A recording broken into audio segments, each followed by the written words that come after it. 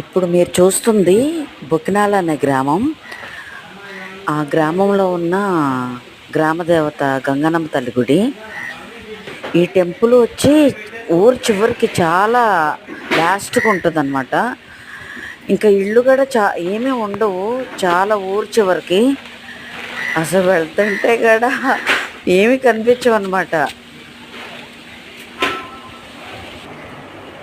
అమ్మవారి గుళ్ళోనే శివలింగం, లక్ష్మీనరసింహస్వామి, కాలభైరవుడు, సుబ్రహ్మణ్య స్వామి అందరూ ఉన్నారు, వీరభద్రుడు అందరూ ఉన్నారు.